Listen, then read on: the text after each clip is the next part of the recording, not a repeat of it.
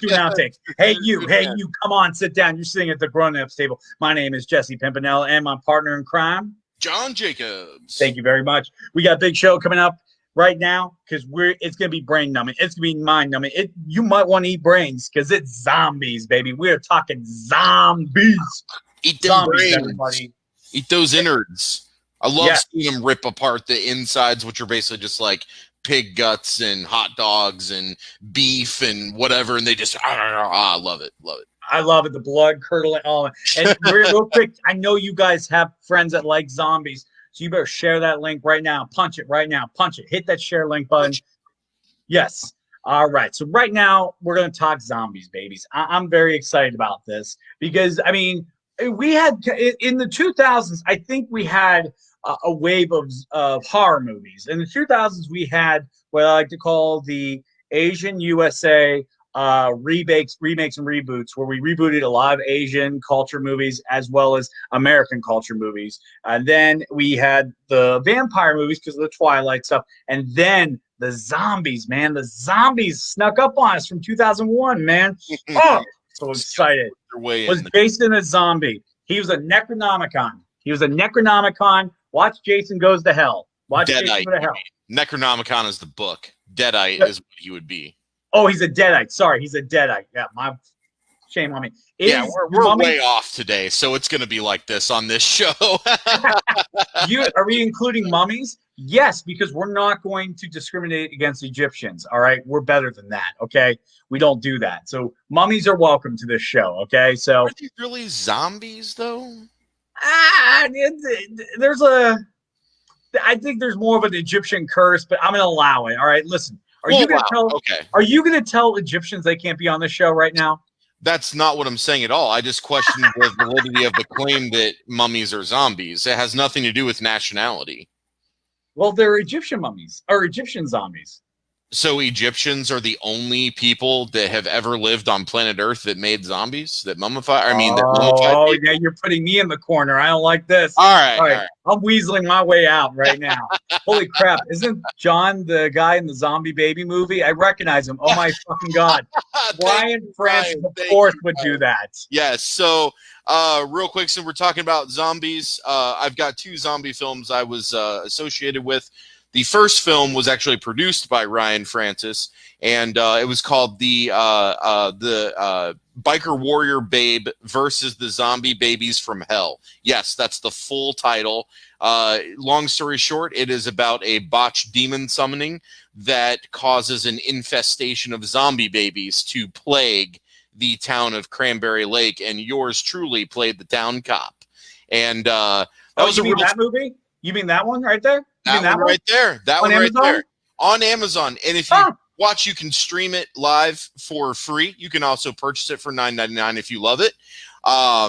So this film was super fun to make. We used many practical effects including most of the weapons you see on film. We had a lot of fun doing the makeups, doing the CG of the zombie babies. We got Lloyd Kaufman from Troma Video to voice the kind of the evil spirit Alishirkak at the end. And that was really cool having Lloyd Kaufman involved with that. It added validity to the film. And then the second film that we did was the Atomic Zombie Space Creeps. And that film I did with the cinema photographer, Aaron Martin from Zombie Babies. He and I broke off and we made a separate film, Atomic Zombie Space Creeps, with our production company called Alien Mythos. So we have 2 films under our belt. They're both on Amazon. They're both free streaming. You can also purchase them for $9.99 if you want to help out local filmmakers. You mean that one right there, right? You mean that one right there? That one right there? Oh, okay. All right. We had a ton of fun making these films, and look, guys, these were low-budget horror films made for people who love low-budget films. We don't, try to fabricate anything. These were bad movies made intentionally bad because those are the films that we love, and we set out to make bad films on purpose because we love those films. We love zombies. We love sci-fi. We love horror. action, everything that you get in these two movies. So definitely check those out. Leave us some feedback. And again, if you really like them and you want to support local filmmakers, definitely pick those up. $9.99. You'll have them forever in your Amazon queue. There you go. And just for somebody who has actually watched them, they're fantastic films. They are really, I enjoyed them. I enjoyed them. You get to see John in and out of his wheelhouse and an extension of his wheelhouse. Yeah. I don't want to reveal anything. I don't really want to tell anybody what this movie's about, too, because I like when you could just walk into a movie not knowing enough and you're just immersed in the world. You have to pay attention. You got the details, and it's definitely good, and I'm still demanding a sequel. I still demand. That's not off the table. I'm not going to say anything more, but fair enough. Aaron and I have been working in the background on a possible sequel to that. Again, who knows, right? We've got a lot of different projects we're working on, so maybe one day you'll see a sequel, or maybe we'll do something else. But it's great to have the love and support from everyone. Blood, sweat, tears, and heart went into these films. We absolutely loved making them. If you're a fan of Plan 9 from Outer Space, you will find the Atomic Zombie Space Creeps very familiar, as that film was the major inspiration for ours. So there's a lot of parallels and similarities. So if you like Plan 9 from Outer Space, was arguably one of the best low-budget films made, then you'll probably like our film, because we took a lot of inspiration for that. There you go. And definitely check those movies out. Check them out. We'll put them up. John, make sure we have those up on our page after the show. We're definitely going to have that. But for right now, let's talk more zombies. Why do we love zombies? Why are they so great? Why are they so interesting? Why is Hollywood spending millions of dollars to make movies? Or at least close to $1 million for some of them. Some of them are like, we're going to make this as cheap as possible. Heck yeah. Like that Fantastic Four movie they made for $1 million and then shelved it. Yeah. But it was still better than that Josh Trank one. So there we go. Just throwing that out there. Yes. Now, what are zombies? Where did they come from? Know. Well, let's do a wiki. What? All right. So let's get talking about some zombies. Right. Educate us, Jesse. What the fuck is a zombie? They are the undead. The term comes from a Haitian folklore, where they are resurrected. Now, how they're resurrected is it's usually commonly magic, but now science fiction has done a lot of things. There's carrier, radiation, mental disease, vectors, pathogens, parasites, scientific accidents, etc., etc., etc. There's many reasons now why you can get a zombie, but originally it was they were brought back from the dead. Now, there are many interpretations of zombies. Now, the first appearance of zombies came not from the movie that maybe a lot of people think it came from. I don't want to reveal the film just yet because everybody's going to get excited. But the first feature was in the 1930s called White Zombie. It was one of the earliest examples. Great film. It was basically always a consumer culture type of metaphor that zombies were. Hell, even James Bond had a fake voodoo power of zombification in one of their movies and books, Live or Let Die. But there's a lot of examples of zombies in books and features, but none of them made a mark like George Romero's 1968 Night of the Living Dead, my friend. I'm not going to say it's perfect, but goddamn, that's a near perfection film right there. Oh, it's you know what? Here's what I always say. When you're the first to market with something, I never judge it because, man, that took some. Sure. That took creation. To make a zombie. I'm going to say this right now, and maybe this might be too far. Romero perfected the zombie, and it grew out from there. Like before, zombies were all kinds of things, but now, when you think Romero, when you think of zombies, you're no matter what going to go back to Romero. You're thinking of now. Yeah.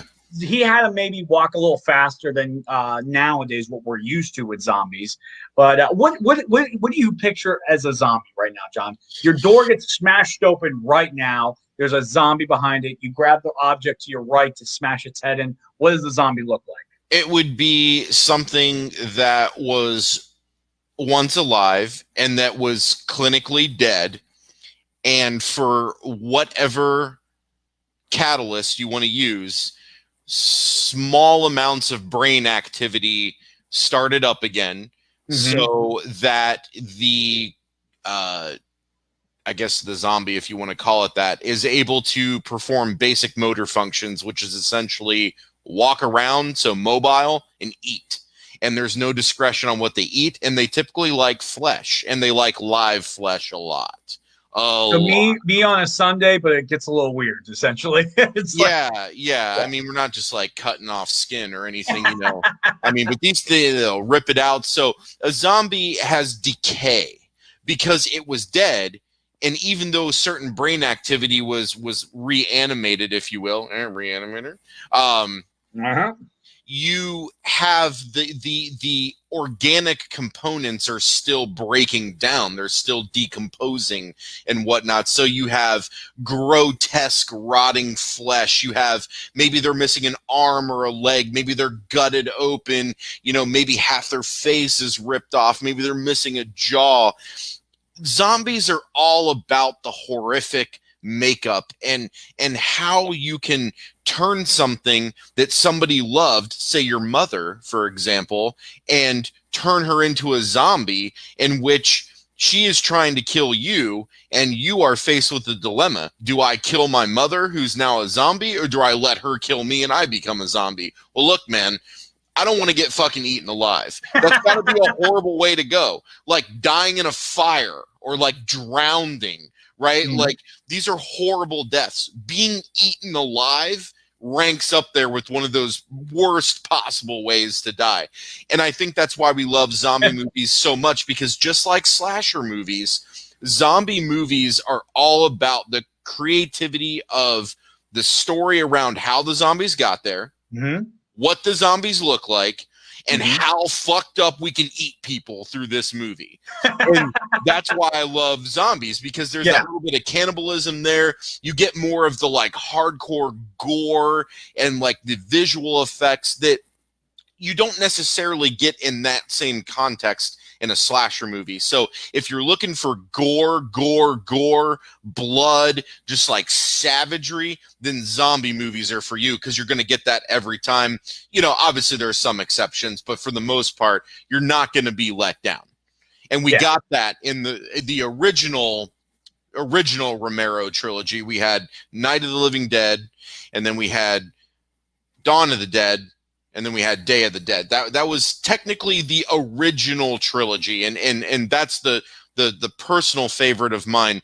You know, you have the 68 film. What Dawn of the Dead was 76, I think. And correct me if I'm wrong. And then everybody.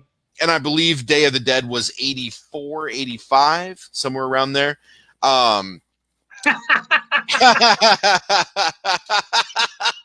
Good one, Tom. We at least know where your loyalties lie. Tom just went straight up savage. He did. What object would you use? Now we have to ask that question. Yeah, so tell us how you would kill your zombie mom, Tom. So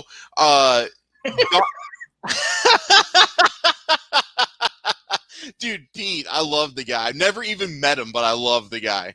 Oh, shit. We do need a cross. Make sure everybody checks out the Funny Stuff Comedy Club every weekend. They got shows Wednesday, Thursday, Friday, Saturday. Check them out. We love them. Funnystop.com. Check it out. Sorry, I had to do a quick. Oh, you're fine. So we had Night of the Living Dead, which is kind of the night it happens, right? So this is our first kind of we're getting into zombies. We don't know what's going on. Why are these things attacking? We're stuck in this farmhouse, and it does a really good job of, even though these people are in survival mode and they all need each other to survive, they're all fighting with each other. People have different ways of doing it. People have different opinions. People look at people differently, and that's what I like about that. Is even way back in 1968, they were still exploring that part of the whole zombie thing is how the survivors interact with each other. And when we get to it later, when we talk about Walking Dead took that to the next level. So you have people fighting with people, and then you have people fighting zombies. And in Night of the Living Dead, they don't know what's going on. They're getting little snippets from the radio, from the TV.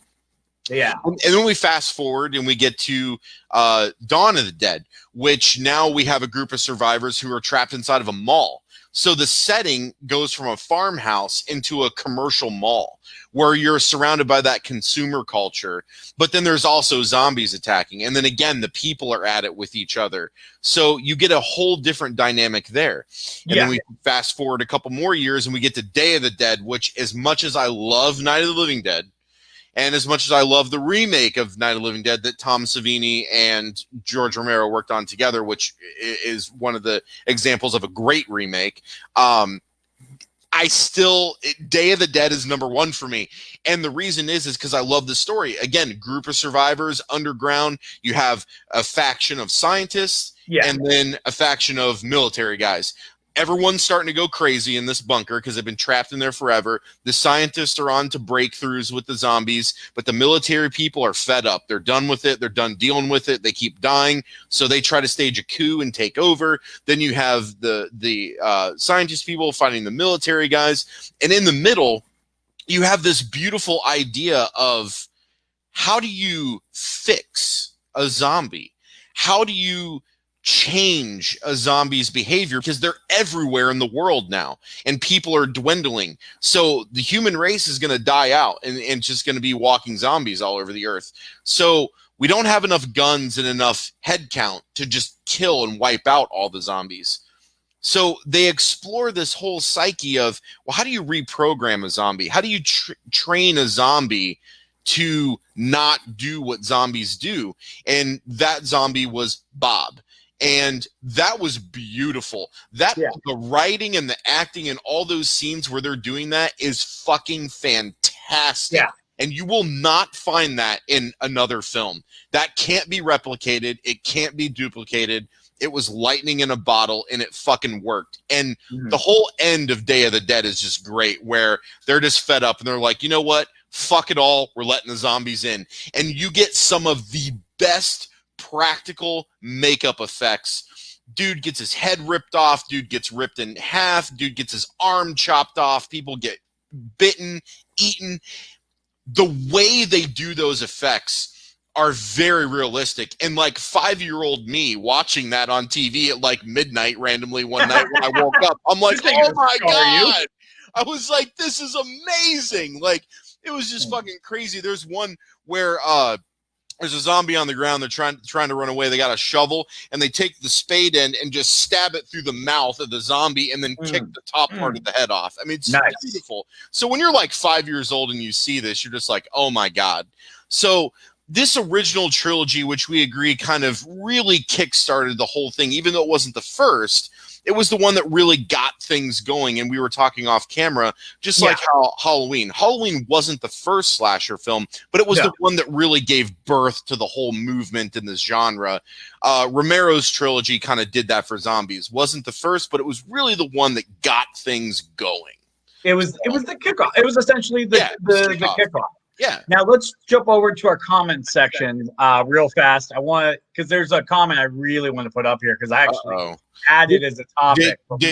Did Tom say how he would kill his mom as a zombie yet? Oh, well, we got people wanting to kill Tom's mom too. So,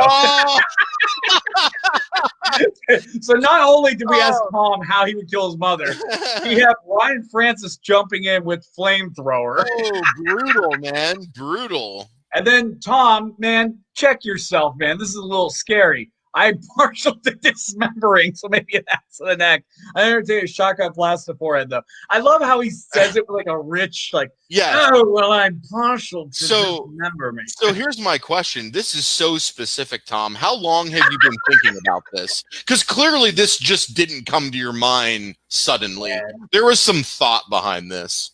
In my defense, everybody has a zombie apocalypse.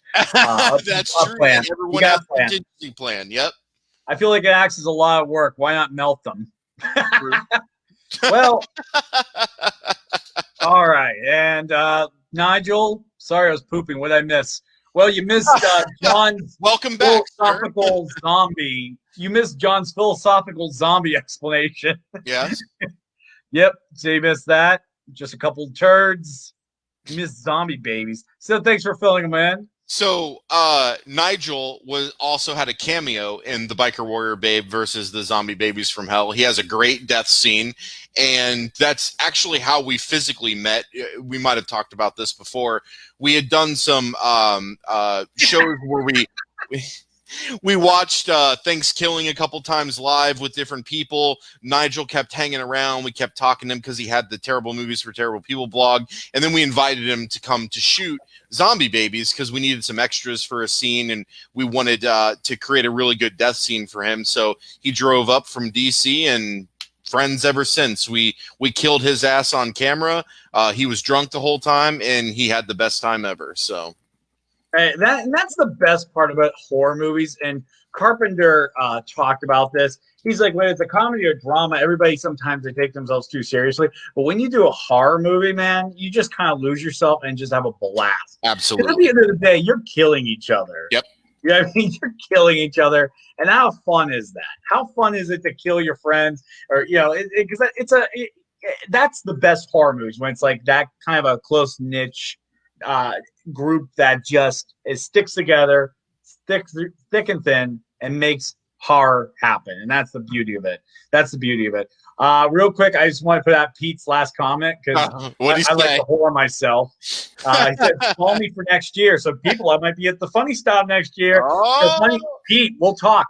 We'll talk, Pete. We'll talk. I'm ready to talk. But anyways, so let's get into our conversation. We kind of already got into it. The Night of the Living Romero.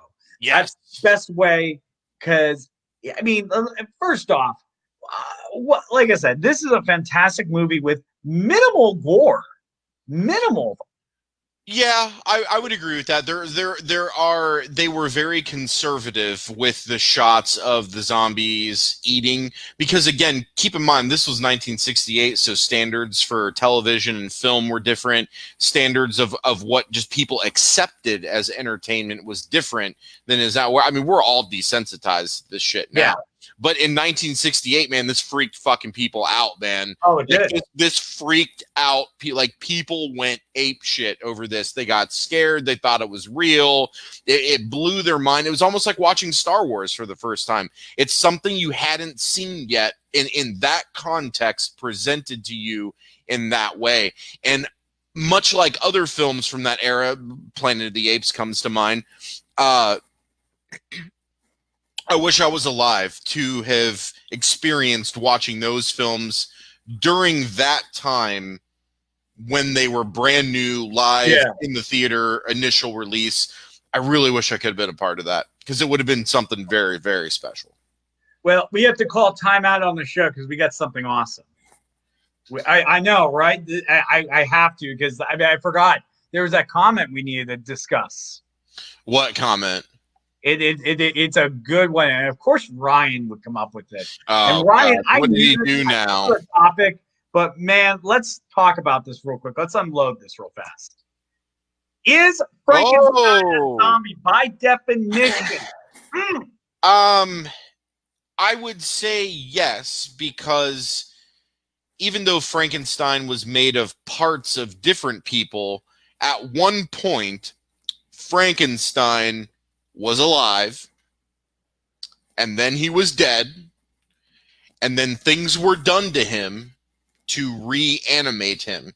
He didn't have full cognitive usage of his brain. He wasn't busting out physics equations. He wasn't driving a car. He was rationalizing things, but from a very, very childlike perspective, which would make sense if you didn't have a whole lot of brain function, because we already kind of talked about that with the zombie thing. So I would say yes, Frankenstein would count as a zombie. I'm going to play devil's advocate, and I know people are going to disagree with me. So light up the comment section why you think Frankenstein is or is not a zombie. I don't think he is a zombie. Then what the hell is it?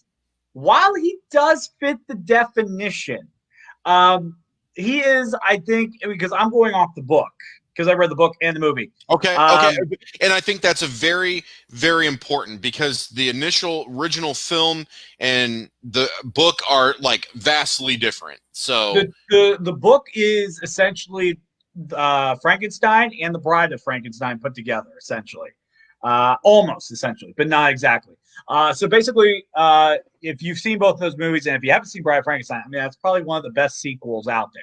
I mean, early sequels. I mean, you look for a sequel that stands the test of times. It's a great sequel. But anyways, basically, it's a tale of Prometheus. The idea of Frankenstein was, for Mary Shelley, it was a political statement to say that if man were to cut women out of regular norms and living, that we would create monsters. So in this case, we tried to create life without a woman. Okay. And what we created was something evil. Now, in the metaphorically, no, he's not a zombie. But I mean, I know I'm gonna have a losing battle here because he's multiple dead parts, he's put together. I mean, technically is a zombie because if magic can bring back a zombie, why not science? And I know you're a man of science. I ain't gonna knock you here. He's even on the day that Randy died. All right, James Randy. I just want to mention that James Randy was just an incredible inspiration to so many people. He did so many things to help people understand logic and critical thinking, how to examine a claim to determine, are you accepting this claim just because you want to believe it or you want it to be true or someone convinced you is true, or are you accepting this claim because it is true? We have the tools, we have measurements, we have models, we have processes in which we use to determine what is and is not true in the natural world. And especially in this day and age, you have a whole bunch of garbage from tons of institutions are just making claims left and right, and people just believe them. Randy was a fighter in that, saying, no, don't just believe them. Do the work and determine if it's actually true or not. And if it's not true, then you need to examine why you're believing it's true. So I didn't ever get to meet him in real life. I came close once, fell through. It was one of my goals to meet him before he passed. Unfortunately, I won't be able to achieve that goal, but he was a very, very big inspiration for me in just understanding these types of concepts, just growing into adulthood and, you know, just understanding how these concepts work. And I know he was important to so many other people. So very sad news, but he lived a full life and he did so much for so many people that, you know, he deserves to be honored. So it's a sad day, but it's also a happy day because he just did so much basically for the world. And I just can't thank him enough for what he did for me personally, as well as many, many other people that I know. So I don't want to hijack it too much. You brought it up. So we'll just I wanted to bring it up because, like I said, what we're talking is science that could also bring back zombies. So, I mean, what is a man of science but him? So, I mean, he's a man of fact, logic, and all that. So, God, rest in power to him. Rest in power to him. But anyways, so let's go back to our comments. Ryan brought the idea. I feel like COVID would have been a great real life. There it is. Claire and I were scared at one point. We were scared. You know, that's kind of the that's one of the popular story ideas for a zombie film is some type of virus, some type of infection, a bacteria, a man-made virus, what have you, certain chemicals mixing. I believe in the Crazies, it was the plane crashed in the water and it had chemicals in it which mixed with the water, so then that caused the town to become zombies. So do you feel like this could literally play out a little zombie-like? Remember the bath salts? Remember the bath salts? Dude, bath salts were the closest we ever got to zombies. And if you're a fan of Always Sunny in Philadelphia or you've been wanting to get into it, they have a fantastic episode with bath salts where the Ponderosa marriage. Dennis's ex-wife is getting remarried and the guy she's marrying literally lives in like an Addams Family like type family. They're all fucking weird. They're all like incest it's Addams Family, and they not Addams Family. Not Addams Family's different. I think really, Addams Family is a spooky family. The McBoyles are incestuous human beings, and I think everybody in the comments section will back me up and say the Addams Family and the McPoyles have nothing in common. But the best thing about it is when they inadvertently, we'll just use that phrase, when they inadvertently took bath salts and they thought that the family was zombies and coming after them. They went to the police and the police chief was like, what the fuck are you talking about?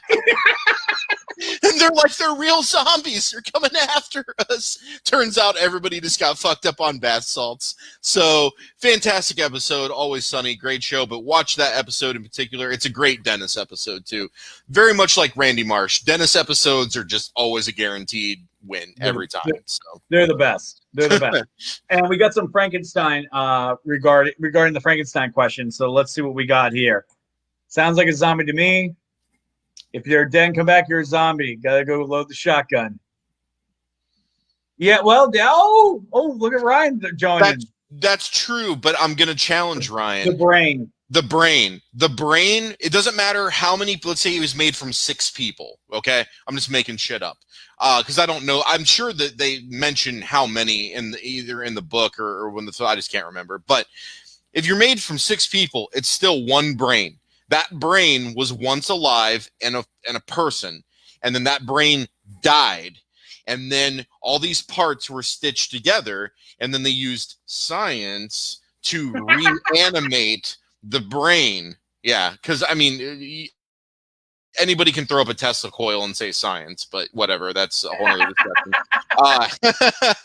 Which is a lot more than what people do nowadays. Yes, so I will buy into that. I mean, people just don't have Tesla coils chilling in their basement, although I wish I did. I want to do one of those where you get to shoot the electricity from it and use your body as a conductor. But anyways, we're getting off topic. You're right, the brain. So the brain was once a person and alive, and then it died. And then it was reanimated with science. So therefore, by that definition, Frankenstein would be a zombie. There you go. And also to answer something in the comments section as well, I can answer this. Lurch, what the fuck was he all about? I actually, believe it or not, the animated Addams Family movie answers this question. And it's dude, we saw that in the theater, and I'm not tracking. I don't remember this being discussed, but I did fall asleep, so maybe at the beginning when they first make it to their new home, there's a man in the middle of the road. Move to New Jersey. yeah, they go to New Jersey.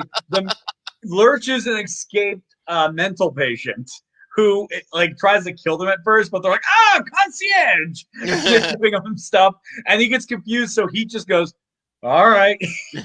So I kind of like that. That's good. Which is hysterical that so it makes sense. Like if you think about it, like, yeah, he totally is a mental patient. So yeah. But anyways, great comments, people. Keep those up. But we need to go. We're gonna jump back onto our topic. Oh my god. yes. He's that's what he is. We're gonna jump back to our topic. I feel like we talked enough about Romero. No, we did not. We did not. I have more to say. I just wanted to say that because I knew you were gonna disagree. I have more to say. To throw it out there. Now, there's a whole other sub franchise on the like Land of the Dead and Return of the Dead, and Romero had things to do with some of those, but not all of them. And those I really didn't watch as much because the whole Land of the Dead thing is like the zombies are evolving naturally and they're talking again, and they're Ryan, watch that movie. Lucy loved it, and you'll like it too. It was actually really good. So this like Land of the Dead thing, they're like evolving back into normal. They're like talking and they're like having rational conversations and like completing tasks. And I'm not really into that. Cool, neat concept, but that's a little bit further for me. That's a reach. I just want my classic zombie shit. You can update it, you can kind of retell it, but just that classic zombie is what I really, really like. So they've got all those other franchises that you can check out too that kind of follow the same suit, but just be warned, the whole Land of the Dead franchise thing is really weird. And I mean, if you want to check it out, great. But I don't know. I just didn't particularly like it. But one thing I wanted to mention again that I briefly mentioned was we did a show about reboots a while ago. And one reboot that I will say was, in my opinion, fantastic was the remake of Night of the Living Dead from 1990 that Tom Savini helmed. He did directing, he did visual effects, he did writing, and Romero helped with the screenplay as well. So even though Romero didn't direct it, and you can tell when you watch it, Tom Savini's fantastic. Anyways, he's been in the horror gig for 40 plus years. He's done more movies than I can count on my hand. He did a fantastic job with it. It hit all the key components of the original, but then just updated a little bit. Tony Todd is in it, which is fantastic.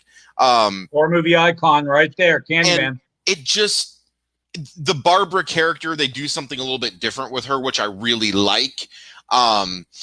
And it just it brings you back to the original film, but gives it in a more updated presentation, but it doesn't mess with things too much to where when you watch it, you're like, yeah, this is good. This is good. So I will stand by my word. That is an example of a great reboot.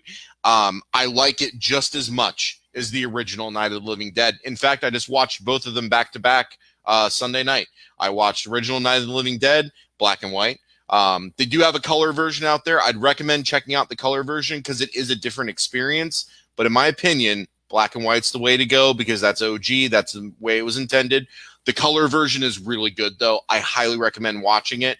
And then, so I watched black and white, and then I jumped right to reboot, just watched them back to back. Amazing experience. Highly recommend everybody do that as well. The one reboot I liked, I'm not sure where you stand with it, was Zack Snyder and James Gunn's their remake of Dawn of the Living Dawn of the Dead. Sorry, Dawn of the Dead. Dawn of the Dead. Tripping over my words today. Yes. So Dawn of the Dead was good. They did a really good job with it. I mean, I still put Tom Savini's Night of the Living Dead above it just because of all the reasons I mentioned. But yes, the 2004 remake of Dawn of the Dead was fantastic. They did a great job. There's some really beautiful camera work in there. In the beginning, when the girl Sarah is trying to get out of her neighborhood, they do these really high pull away wide shots where you can see the whole neighborhood. You can see all the cars moving. And as she's driving out, cars are crashing into each other. People are running in the street. People are getting killed. Like, this pandemonium is going around all over around her as she's driving out of the neighborhood, and the camera's like kind of up on a gimbal on a helicopter, and it just follows her out of the neighborhood. It's one of the coolest shots I've seen in cinematography in quite some time. The dad from Modern Family is in it. He plays a complete douchebag, which is great because that's a Modern Family role for him. So he does a fantastic job in that. It's really well done. Again, I don't put it over Night of the Living Dead remake with Tom Savini just because I'm a little biased, clearly. But it was really, really well done. Really well done. I think I like it because I like movies that have the element of that movie jumps immediately. Oh yeah, it doesn't waste any time. I love movies that do that. Like sometimes I feel and that's really hard because horror movies you want enough exposition to set up, almost like when you set up a joke. You want enough setup so you can get that hard payoff. But if somehow you can get the wording down so the setup is minuscule for a big payoff, and I feel like that movie is an example of that because literally, like, I felt like you're standing at the edge of a cliff and somebody just grabs your shirt and falls backwards with you. And you're like, fuck! All of a sudden, there's fire, there's trucks smashing each other. Yeah. The little girl eats her fucking husband. Yeah. You know what I mean? like, you know what I mean? Like, and there's such great, crazy. The Raid in the Sporting's good story. Raid, that's where you gotta go. And they did go there at one point. But it's just, and it's insane, and it's also, what's interesting about a lot of zombie movies, just like with this one, is how fast won't get into this too much because this might segue into our next topic, and I don't want to do that too hard. But how as humans, we dehumanize ourselves. We start to become just as vicious and evil as the dead because it's survival at that point. Right. And I think it's a loss of humanity that makes zombie movies so interesting. The next segment we can talk all about that because that's a big part of that, which I think it lost, but I don't want to reveal what it is. But Dawn of the Dead, it really hit on that. It was hitting on that. The wife who was pregnant with the baby. Oh yeah, and she then has the zombie baby. Yeah, that was great. Oh my god. But and then the zombie baby gets shot, and they were too afraid to show it on camera. I'll bet if they remade that movie today, they'd show it. They'd show that bullet go right through that zombie child's head. Guarantee it. Guarantee it. Guarantee it. Ooh, I left this comment for you, man.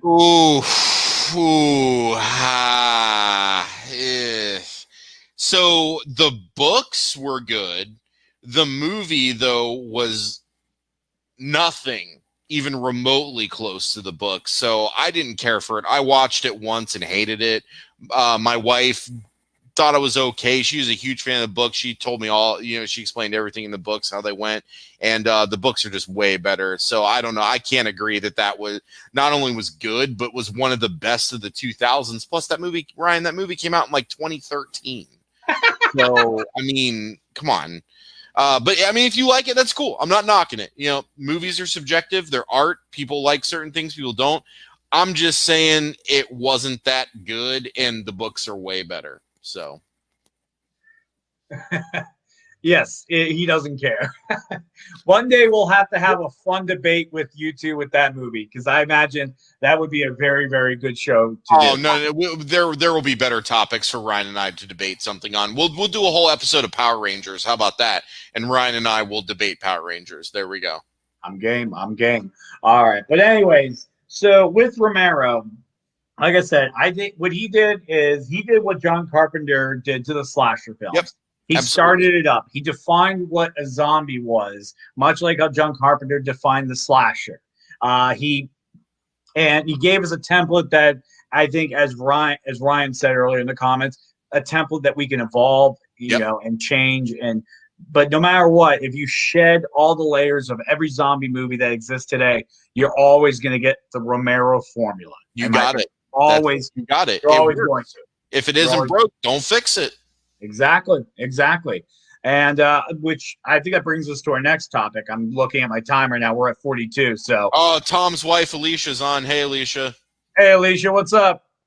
All right. So our next topic: The Walking Dead and the peak of zombies in fall. There we go. Yep. So, I spelled that wrong. I'm going to fix that real quick. Dude, you can't have spelling errors on our live show. On a live show? Oh, dude, my God. There are worse things that can happen on a live show. Yeah, there are. Remember, there was a guy who used to prank reporters by yelling "fucker" in the pussy on the microphone. Wouldn't it be great if that guy showed up right now? You remember that guy? I love that guy. The only thing I'll say off topic, and then we'll get on to our next segment that I could remember is when you said that, it just reminded me of chat roulette. When everybody thought chat roulette was the coolest thing. Oh, you mean I could just get on here and just randomly pair me up with someone in chat, and it's like, oh, there's a dick. Oh, there's a dick. Oh, there's a dick. There's someone jerking a dick. There's another dick. And it's just like, oh my God, what's happening? Dick Palooza. It is straight up Dick Palooza.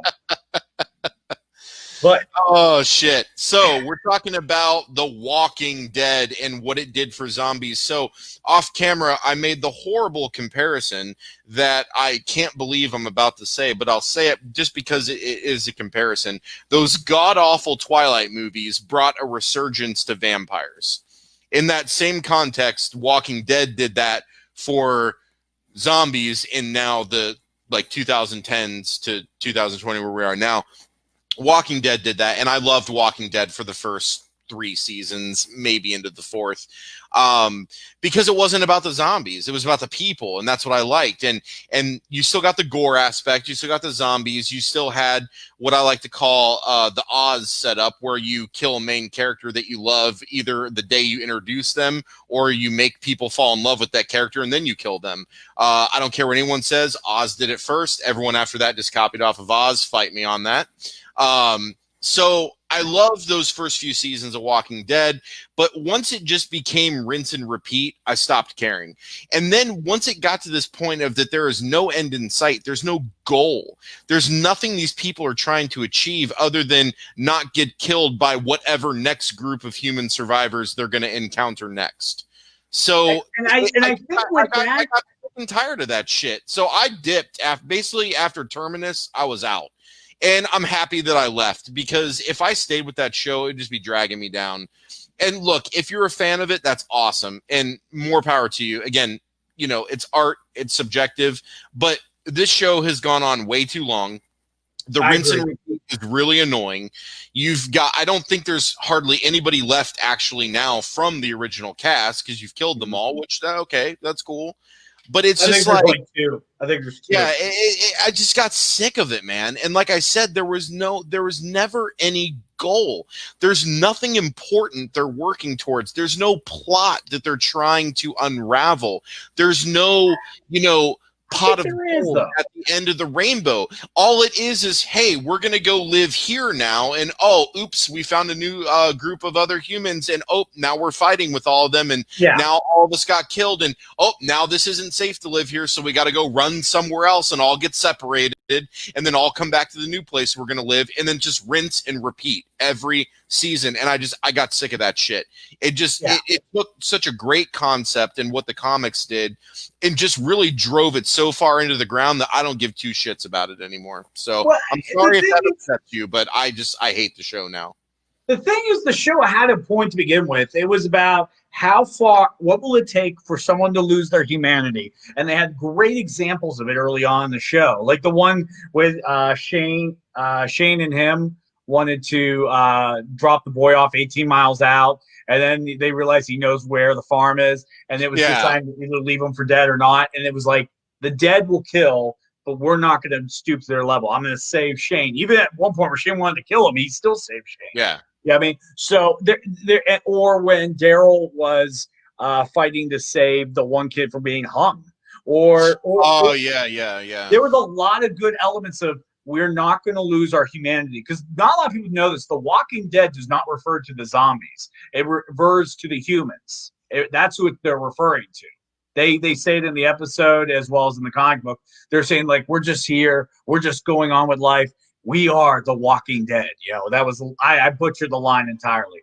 But I think the show went on too long because they would have a big, strong premiere, 5 filler episodes of exposition we don't really need, and then 1 action-packed episode, and then it's the mid-season finale. It's like, where the hell? Yeah. Just like those decisions just make no sense. I think storyline-wise, they were always interesting. Execution was off. But let's not talk about the storylines. Let's talk about the zombies. What do you think they took from the Romero age brought to us? They took the movements of the zombies. So Romero's original trilogy, they were slow-moving zombies. In the reboot of Dawn of the Dead, they became fast-running zombies. Same thing for 28 Days, and 28 weeks later, they became fast zombies. So I liked it in Walking Dead. They went back to slow zombies. They went back to very grotesque, rotting corpse. Remember that one fat zombie that was in the well? Oh, yeah. Drinking out of, and they pulled it up and ripped it in half, and they're like, well, won't be drinking from that well anymore. And then it's like still alive in the bottom of the well. Like, that shit was cool. And then my man Dale, who brutally got murdered like 2 episodes after that. That was when Nicotero is great at that stuff. That was when the show was good, man. And then like Herschel's Farm and the first 2 survivor groups, we meet that little mini group in town, and then the governor's main group. That was fine. But once the show became, okay, well, this season's just a new group we're going to be fighting against. And, oh, by the way, we're going to draw parallels because you're trying to kill this group to stay alive. But the way you look at them as the enemy is the exact way they look at you. And they're just trying to kill you to stay alive. I'm like, I'm out. Like, okay, I understand that that's a whole big psychological thing, human condition, da-da-da. I get the message. But when you spend 10 fucking years hammering that same message over and over with no change, I just stopped caring because I got it. I got it by the end of the 3rd season when you beat me over the head with it. I got it. But then you kept doing it over and over and over and over. And I'm just like, I'm out. Like, I'm done. Yeah, no, they not what I'm kept looking for. They didn't evolve the whole what we'll do to not lose our humanity thing. Right. They did, and yeah, I think they should have brought Negan in earlier. I think they waited too long to bring him in. because the show should have been shorter. I think The show should be over by now. It should be done. Well, they're on their final season now, but thank God. They should have been 8 seasons and done. And not to harp on the show, it's just I felt like they ran out. But anyways, going back to the whole zombie thing, they brought in some interesting things. You can camouflage with the zombies. That was something new. If you put their remains on you or whatever, you can walk among them. Or whatever. Whatever it is, yeah. If you chop off their jaws and their fingertips and all that stuff so they can't scratch you or infect you, you can walk with them. And then eventually they become not docile. But one of the things that The Walking Dead did that was very interesting was the death and reanimation automatically. They made it a virus that was in your head that activates upon death. So that was a very interesting way. And I don't want to just put this only to Walking Dead topic. There's a bunch of movies that happened during this time that had different ways zombies could be brought about. What do you think is your favorite way you saw in another movie how they brought zombies to life? I actually prefer the unknown. I prefer maybe it was this. Well, maybe it was this. Well, we don't fucking know. And now we're in the middle of a zombie apocalypse. We don't have time to figure it out. We need to survive. I like that.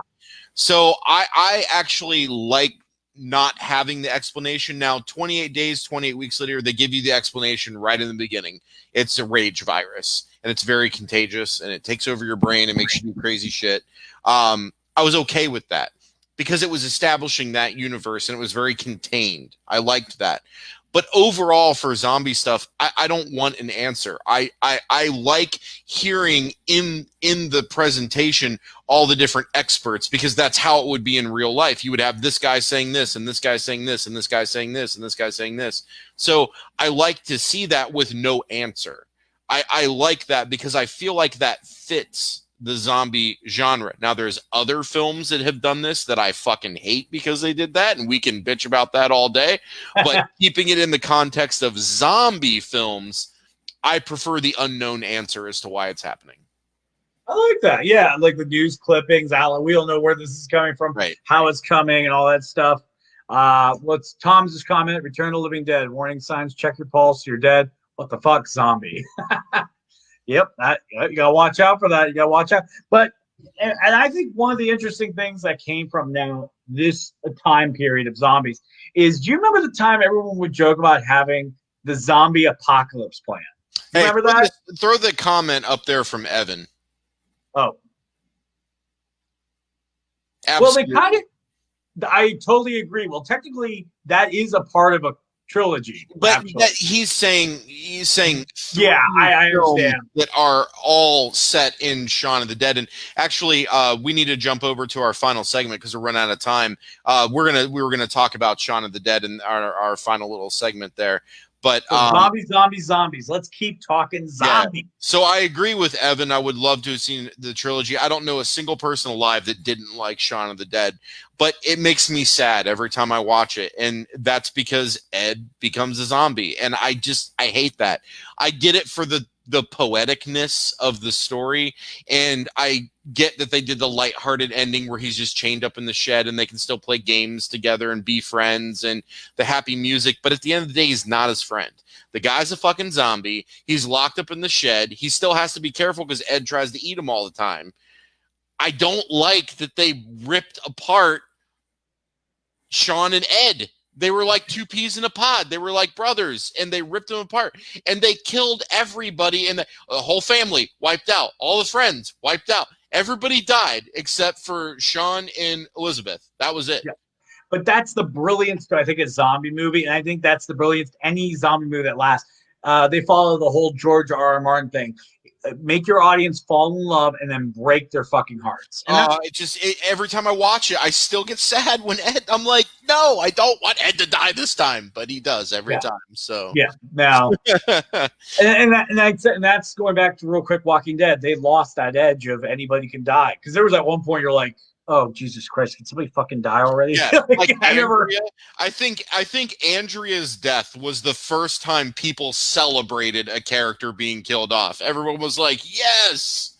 So and keep in mind, they celebrated her death and they mourned the death of Rooker's character, who was racist to begin with, and then he had like this random change of heart and all this stuff. And I just love how like he had that. Like Andrea was great all 3 seasons. I wouldn't say she was great at all. She was annoying from the moment she wasn't racist.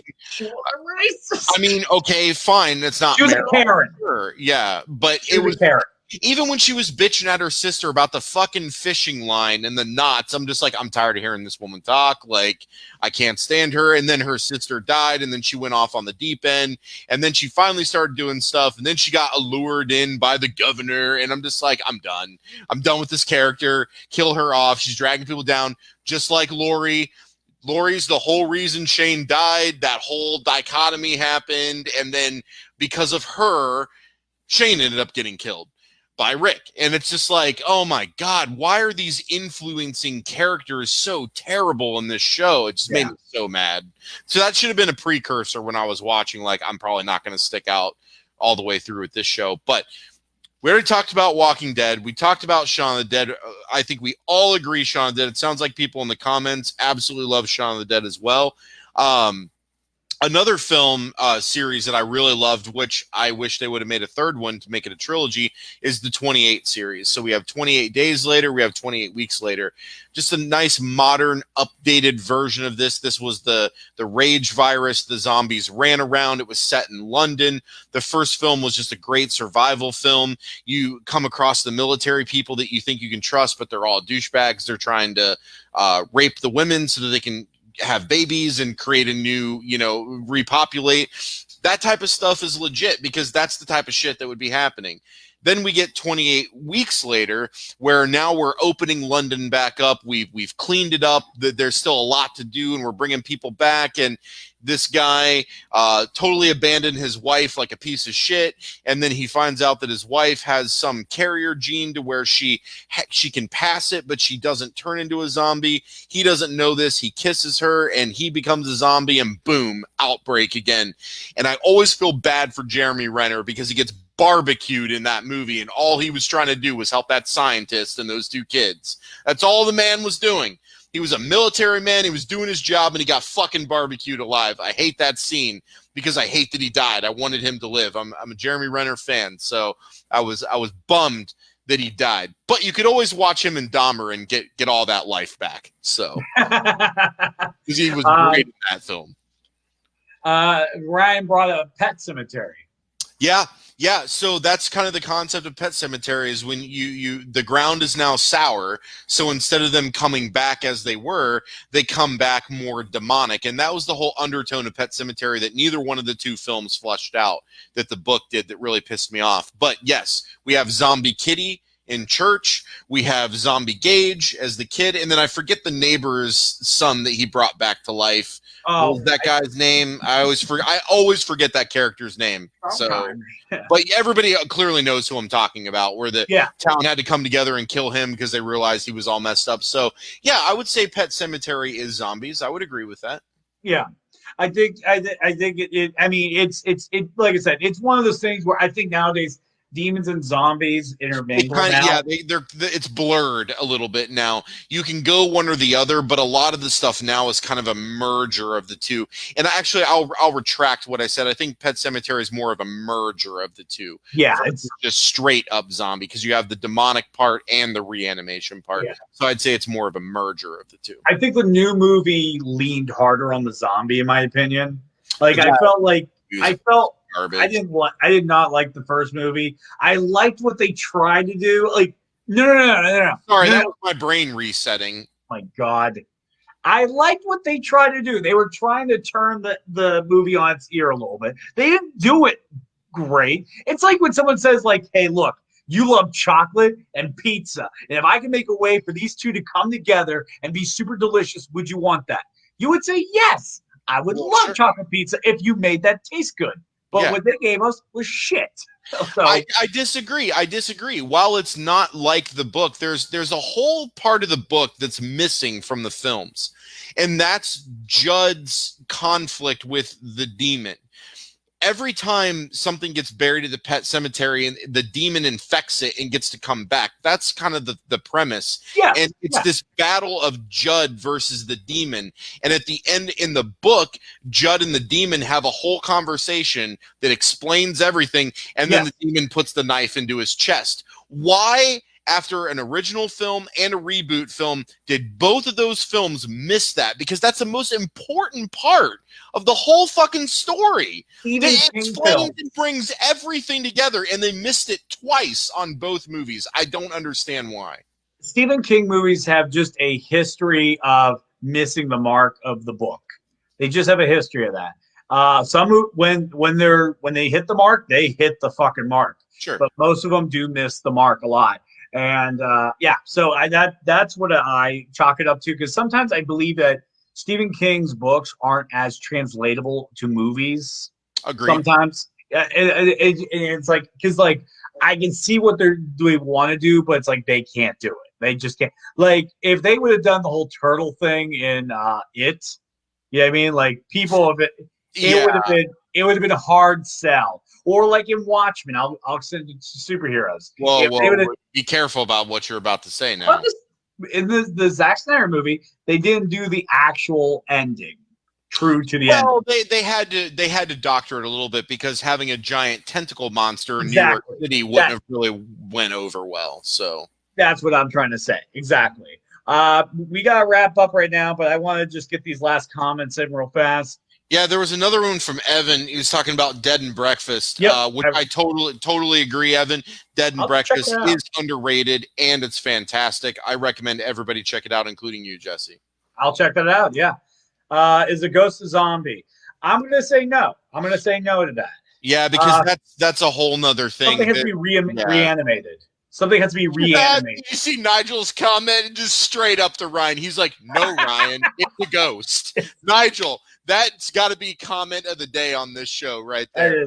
No, Ryan, it's a ghost. I love, but look what he's wearing. He's like suit and tie. Like I believe no, Ryan. Okay.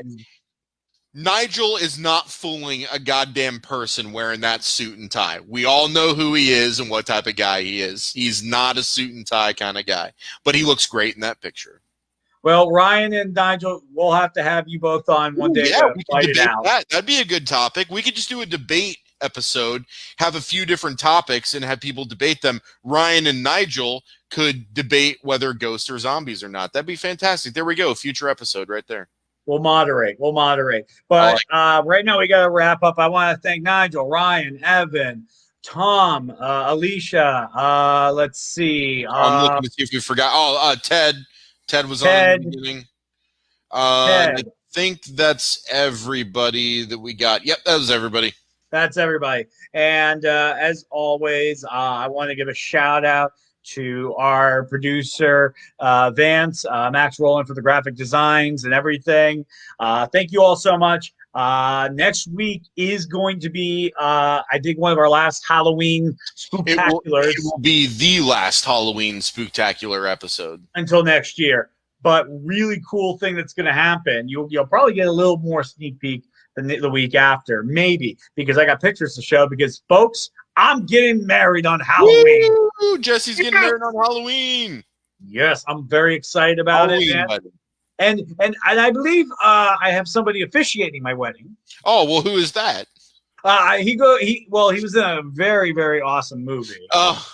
Two movies that we talked about. It's you. John Jacobs is going to be officiating my wedding. Yeah. So it's going to be a good time. It's going to be scary. And I think this is kind of a cool way I want to show everybody this ring real fast before the show is over. So my fiance got me this black ring, and I wonder if I can get this.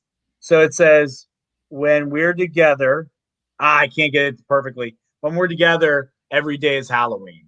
That's nice. So. There you go, man. Hey, I will say real quick, this is funny. Nigel and Ryan are arguing in the comments now.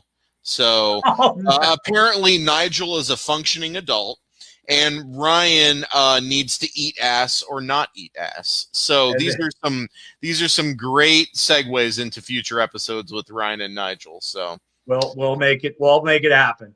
But I want to thank everybody for making this show amazing. Thank you so don't much. Forget to check out our YouTube channel, which is the exact same name, at the Grown Ups Table. Make sure you subscribe, press the bell button to turn on notifications, and please share the YouTube channel with your friends. Every Thursday, we upload the show from the night before to YouTube. We also do small clips of jokes and whatnot on YouTube. We actually have some planned review content on YouTube. So our YouTube channel is going to blow up, but we need you guys to go there, like, subscribe, share, so we can build up our fan base, because we have a lot planned that's going to happen on the YouTube show that you won't necessarily see on the live show. So you guys got to be connected with us. Definitely.